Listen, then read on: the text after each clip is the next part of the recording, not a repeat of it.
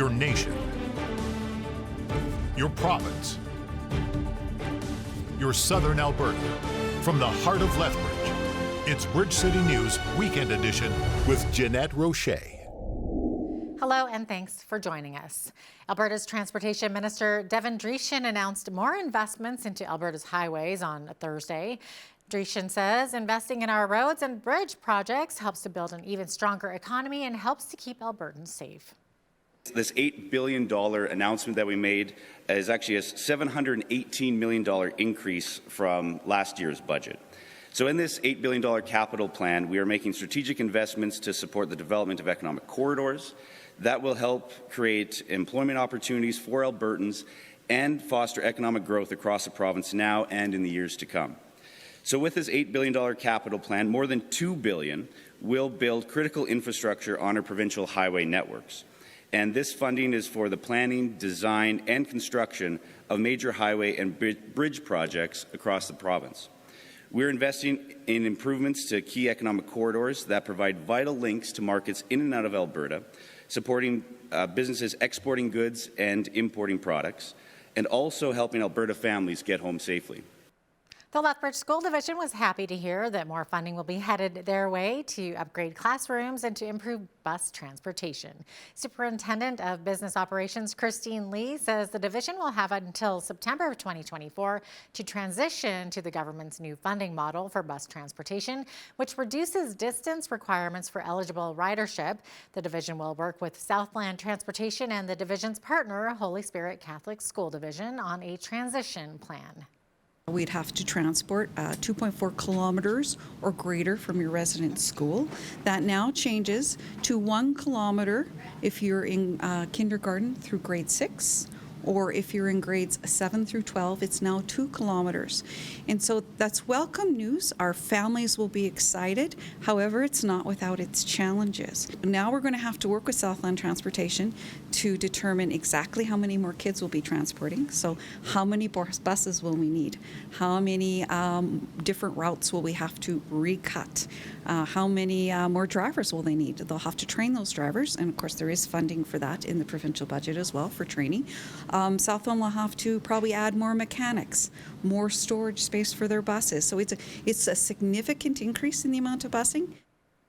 Homeowners will soon be able to add some new energy-efficient upgrades to their homes as the city has now opened applications for their Clean Energy Improvement Program. Lethbridge is one of 8 municipalities carrying out this program.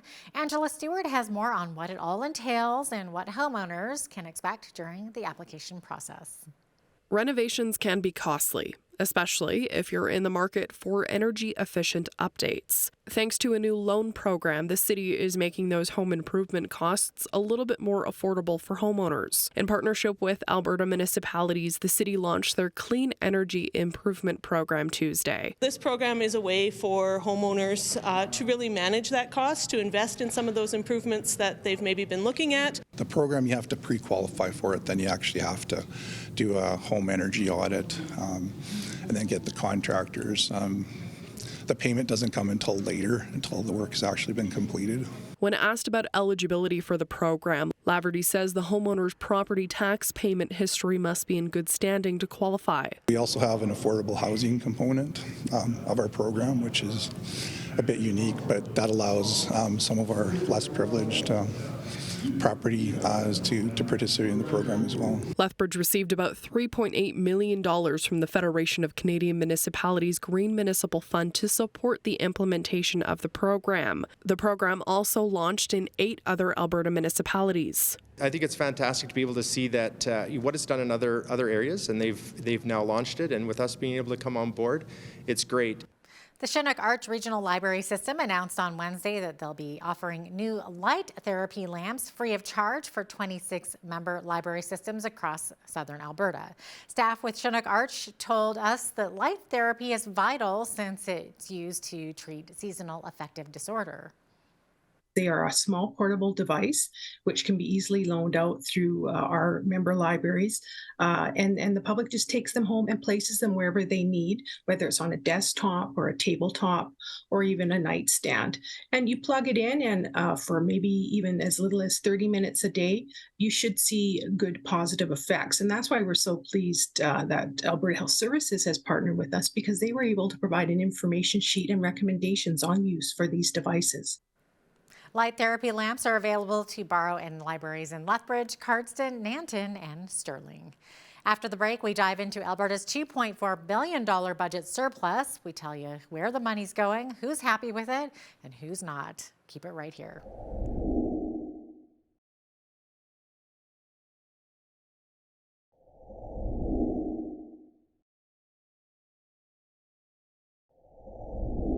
Welcome back. It was budget day this week in Alberta, the last one before the provincial election at the end of May. Finance Minister Travis Toews tabled the spending document as the legislature began its spring sitting. Toews said the province had a large budget surplus thanks in part to strong oil and gas revenues coupled with higher payouts for maturing oil sands operations. Toews says Albertans will receive $2.4 billion in inflation relief, including $238 million for post-secondary students. He says there will also be an increase in the healthcare budget of $24.5 billion. It's a 4.1% increase to reduce wait times in hospital emergency rooms, provide more surgical capacity, and get more ambulances on the road to respond to emergencies. We're supporting the Alberta Surgical Initiative with $237 million over 3 years, including $120 million in new money to build and expand operating rooms in 14 communities to allow thousands more surgeries across the province. $158 million this year alone will support a plan to increase the number of healthcare professionals in Alberta, especially in rural areas. Another $150 million over 3 years for emergency medical services will hire more staff and improve ambulance response times. And $15 million will put more ambulances on the road. Toews says the province is much stronger financially. Our net debt to GDP ratio is at 10%, or the lowest in all of Canada. He added that over the past year, the province was able to pay down more than $13 billion worth of debt. Alberta is the latest province to sign an agreement in principle with the federal government on health care funding. Ottawa says the more than $24 billion will be invested in Alberta's health care system over the next 10 years. That will include $2.9 billion for a new bilateral agreement focused on shared health priorities and an immediate top-up of $233 million to the Canada Health Transfer to address urgent needs. Alberta is the 7th province to sign on after the 4 Atlantic provinces, Ontario and Manitoba. The agreements in principle are a first step to completing the $196 billion 10-year healthcare funding proposal the Trudeau government made on February the 7th. Premier Danielle Smith says this agreement with Ottawa will help ensure that many issues in the healthcare industry will be addressed. Health Minister Jason Copping says a big focus for the government right now has been on surgical wait times, which he says are finally decreasing. The number of patients waiting longer for surgery than clinically recommended has dropped by 9.4% since November. As of November of last year, over 39,200 people were waiting too long for the surgeries they needed. As of last Monday, that number has been reduced to about 35,500. This is a remarkable decrease. The province is moving forward with tax breaks for oil and gas companies that meet their legal obligations to clean up old well sites. The Liability Management Incentive Program would issue around $100 million in credits that companies could use to apply against royalties earned from new production. Credits would be earned by cleaning up well sites that have been inactive for at least 20 years. But the opposition NDP says public money should not be given to oil companies to do work that they're already obligated to do. Danielle Smith herself has estimated it could cost Alberta $20 billion in royalty credits. That is almost the entire annual health budget. This $20 billion handout has faced widespread criticism, and rightly so. The president of the Rural Municipalities Association of Alberta said this is how a fox would design a henhouse. Scotiabank released a scathing report saying the plan would create negative public sentiment towards our oil and gas industry, and that it, quote, goes against the core capitalist principle that private companies should accept full responsibility for the liabilities they willingly accept. Cypress Medicine Hat Independent MLA Drew Barnes echoes the sentiments of the official opposition. He says it's a bigger issue than we realize. First of all, these oil and gas producers knew 100% that before they started to drill for these wells, that cleaning up after themselves was their responsibility, as it should be. And, that's been our system for years. So the fact that the UCP government is stepping in with Alberta families' tax dollars to help, reduce a cost that should be borne by these producers is absolutely wrong. Just what are Albertans to do with those orphaned wells? Is it true that you get what you pay for? What are your thoughts? Have your say on our BCN Twitter page. We need to take a quick break. Up next, the Canadian Taxpayers Federation and more about the people's money and the government's budget. Keep it right here. People will call it debt servicing costs. In normal people talk, it's an interest charge. The government has to pay interest too. And the government doesn't have money. We have money.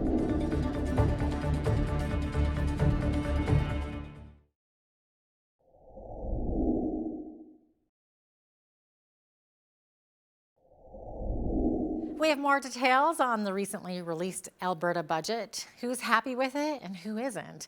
It's a budget the province is predicting will have a $2.4 billion surplus this year, thanks in large part to oil and gas revenues. A balanced budget that includes $158 million to recruit and retain health workers and $243 million over 3 years to augment primary care to help reduce bottlenecks in emergency rooms. The budget also promised a cap on post-secondary tuition increases beginning next year. Finance Minister Travis Taves also says there will be a $1.8 billion over the next 3 years to help reduce class sizes and improve bus transportation for students. The province is also putting close to $2 billion into the Heritage Savings Trust Fund. The Alberta director for the Canadian Taxpayers Federation says the budget that was released Tuesday looks good from a taxpayer's perspective. Chris Sims says we are seeing a lot of guardrails and emergency brakes being put onto future budgets. Sims explains how this new budget will help in the long run. By us paying down the debt, that means we're not spending billions of dollars every year on debt interest charges. So people will call it debt servicing costs. In normal people talk, it's an interest charge. The government has to pay interest too. And the government doesn't have money. We have money. It's the taxpayers who are spending that money. And so in the long term, that means that we're going to be on a much more stable financial footing. To give you an idea, just a couple of months ago, that is why Moody's, that international monetary organization, gave Alberta a credit rating upgrade, because we're paying down the debt and we've got low taxes. The province was able to pay down $13 billion worth of debt. Lethbridge Mayor Blaine Higgins expressed his frustration regarding the Alberta budget. He says he doesn't understand why his city didn't get enough attention paid to it in terms of funding. I thought that the advocacy work that we were doing was going to pay off. There was a lot of great conversations, and probably not on paper, but some promises kept, and maybe not promises, or promises made, but maybe not promises kept. When they actually specify Central, South, Lethbridge, Red Deer was $400 and something million, and I'm thinking we've seen us at about $11 or $12 million. So I don't know the answer to that, and but I'll have to dig deeper into it and find out what why we're missing the boat here on some of this funding. Higgins says a big disappointment from the budget was the lack of a cath lab in our city, which he says is sorely needed. It's special imaging equipment used to see the arteries and check how well the blood is flowing to and from the heart. Higgins says patients shouldn't have to go to Calgary to be tested. Alberta Deputy Premier and Infrastructure Minister Nathan Nudorf addressed Lethbridge Mayor Higgins' concerns. MLA Nudorf says he agrees that smaller cities like Lethbridge need a cath lab, but it's out of his hands. Now, I'd love a cath lab as well, and I've advocated for it. But the regional authority, the Alberta Health Services, didn't have that as a capital priority, and I can't overrule their requests. What I can do is support all the initiatives that have been put forward, which are the surgical initiative, which we got $14 million of funding for, and the renal program over the next 3 years of $11 million as well. So those are two in healthcare. I've supported every request from the City of Lethbridge and continue to fight for that. Alberta's opposition leader, Rachel Notley, was not impressed with the budget either. Notley says the province fell short when it comes to healthcare funding. The new spend is less than half of what Alberta's NDP is proposing to help families find a doctor, which is one of the reasons why the UCP plan won't work. The Smith budget won't increase access to health care, and it won't help keep Albertans out of the hospital. And speaking of hospitals, I was deeply disappointed to see there won't be shovels in the ground for the South Edmonton Hospital or the Red Deer Regional Hospital next year. If this was an Alberta NDP budget, construction on those new hospitals would be well underway and we would be planning for their grand openings. Alberta finance critic Shannon Phillips says the UCP has created the most bloated and expensive government in Alberta history. She says a new budget analysis shows how the Smith government costs more than the Kenney government did. The ministers' and premiers' offices in the Smith government cost $5 million more a year than the Kenney government, and $7.5 million more a year than the political offices for the Rachel Notley government. So let's just review Danielle Smith's priorities in the budget. There's only money for one new school here in Calgary, just one.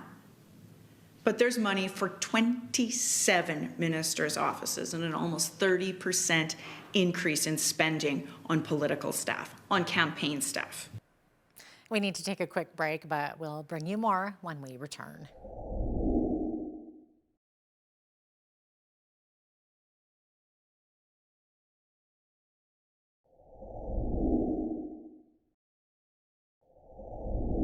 Welcome back. The Alberta government announced it's investing $2.3 billion over the next 3 years into modernizing classrooms. That includes 4,500 upgraded spaces in Calgary, 4,100 in Edmonton, and 16,300 for the rest of the province.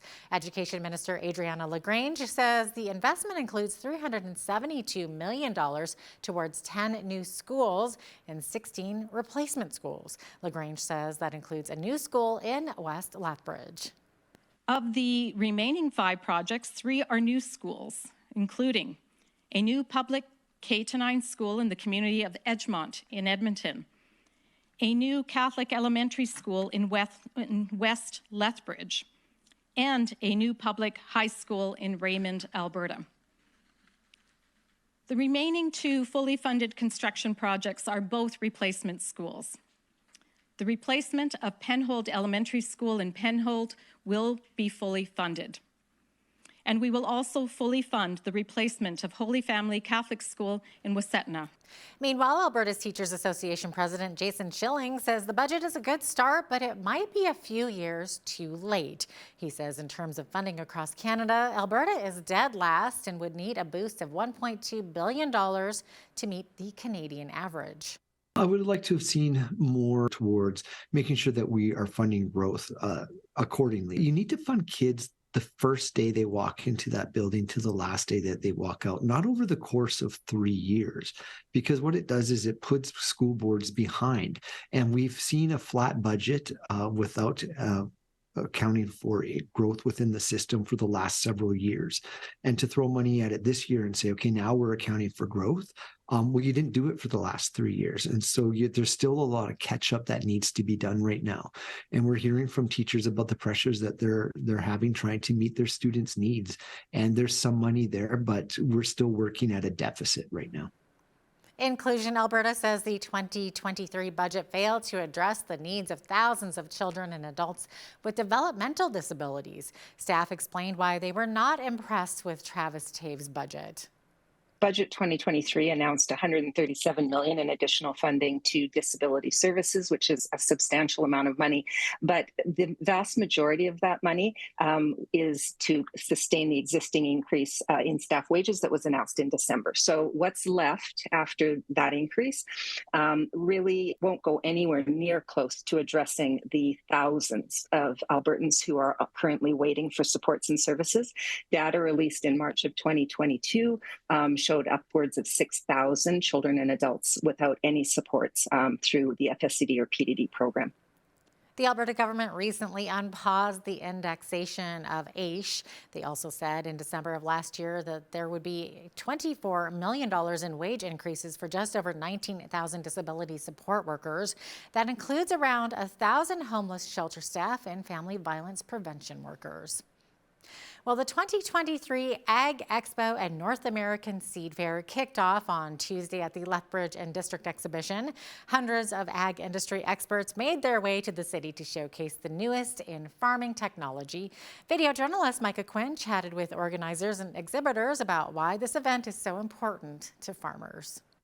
We have about 300 exhibitors representing all sorts of farm equipment related services. Exhibitors from around the globe have come together for the annual Ag Expo extravaganza. And of the 300 exhibitors, close to 50 are brand new. Organizers highlighted what you can look forward to during the event. And we have a waiting list of about 50 exhibitors as well. We've got both indoor and outdoor exhibits. A lot of the larger equipment is outdoors, but the majority of it is indoors. The farm tech company GEA is a supplier for Lethbridge Dairy Milk, and they showcased a new robotic tool to help assist farmers in the milking of cows. Some other unique features is the cows come in, it attaches, it does all the cleaning and stuff right inside the cup. And does some stimulating and make sure the cow's ready to milk, and then it basically starts the milking process. And then once it's done, does all the disinfecting and the cow moves on. This is the first year that precision planting has made their way to Ag Expo. Staff talked about the challenges that growers face and how the company can help improve the work farmers are doing. And it goes right down to the simple thing of, planter maintenance. A day we can come to your farm and adjust nuts and bolts, and, you don't necessarily have to buy anything is a great day for us. Imagine if you could turn your trash and plastic waste into fuel for your car. Well, it turns out it is possible. We talk about that right after the break. Stay with us. Garbage, for example, it doesn't go into a blender and out comes some magic fuel. It's a little bit more complicated than that for us. So right now we're sorting through the specific waste streams that we're able to process efficiently.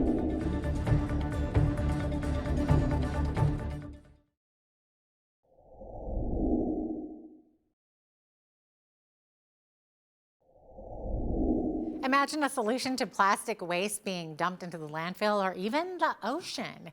And what if that solution meant turning that waste into fuel for airplanes or cars? It's a concept that's being developed currently right here in Alberta through a company called Clo Waste Solutions. And their CEO, Ryan Jackson, joins me from Calgary to talk about these innovations. Take a look. So Ryan, tell us more about this. I went onto your website and I watched the video. It's very fascinating. And you're actually finding different ways to think about garbage, is what it sounds like. So maybe tell us about the company's mission. Our purpose is essentially to solve or to be a waste solutions company to allow people to come to us with their waste problem. CP Rail is a good example with their railroad ties, which we've publicly announced, and say, help. How can you do something with this that doesn't have us take it to a landfill or burn them, whatever it is. And so we have a process called thermocatalytic depolymerization, and I have practiced that more than once, TCD, and our process and technology allows us to convert certain types of waste into a fuel. Fascinating. Okay, so you're basically figuring out how to take waste, turn it into usable fuels. Currently, we do have a way to, so what we do is our process has a stage where we put into the reactor, and along with the wood waste, for example, in the context of railroad ties, and we're going to be trialing other types of rubber and plastics as an example. But it goes in with a carrier fluid and a catalyst, and out the back of it comes a distillate, which then can be refined into diesel, jet fuel, and then a byproduct of it is naphtha, which is a diluent for pipelines and whatnot. So that, along with other compounds, we can also create with different types of feedstock as well, potentially as an additive in a chemical processing plant or anything of that nature. Okay, so what kinds of wastes are we talking about that can be used? You mentioned the railroad ties. Can we use like any household trash literally that's going to the landfill? We have the ability to process specific waste currently. And so the broader term of garbage, for example, it doesn't go into a blender and out comes some magic fuel. It's a little bit more complicated than that for us. So right now we're sorting through the specific waste streams that we're able to process efficiently. How is this for the environment? How clean is this process? So all of the process that we have is a closed loop. So what we get in the way of I guess, an off waste stream, we reintroduce into our process. So we do utilize, I paraphrase always, a meat processing facility where there's very little waste once they're through with everything. And that's essentially what our approach is as well. So from an emissions perspective, we incinerate what little waste gas there is off of the process. And our waste stream is essentially reintroduced back into the process to try and maximize efficiency. So we're in the single digits as far as our waste stream that comes off of the process. Okay, how did this technology come to be? What was the motivating factor to develop this? It's quite interesting. It was acquired from Germany, actually, back close to 10 years ago, and brought over to this country. And of course, innovation in and of itself is created around people who take a good idea or a good initial process and create something good from it. And that's essentially what has happened here, is that the core technology or process that was brought over, along with the catalyst and things of that nature, that then evolved into what we have today. Where do you see this in 5 years? I think that the best option is to say we'll have grown to a point where we've solved certain sector problems. Because remember, we're not a fuels producer. That's our byproduct that we produce by taking care of a waste stream. So it's important for us. That's why we're called Clo Waste Solutions and not Clo Oil and Gas. The waste stream has to be consistent, and it has to be there. Otherwise, we can't produce. The plastics issue in Canada is starting to change. The landscape is changing. They're banning single-use plastics. It's not as easy to find a waste stream for plastics in Canada. But remember, we're a globally focused company. So we're not looking solely at solving a Canadian problem. We're looking at solving a global problem. Recently, I had a chat with Dr. Chelsea Mattis from the University of Lethbridge. We discussed an unlikely pairing in our body, the connection between our gut and our brain. That's next. Keep it right here.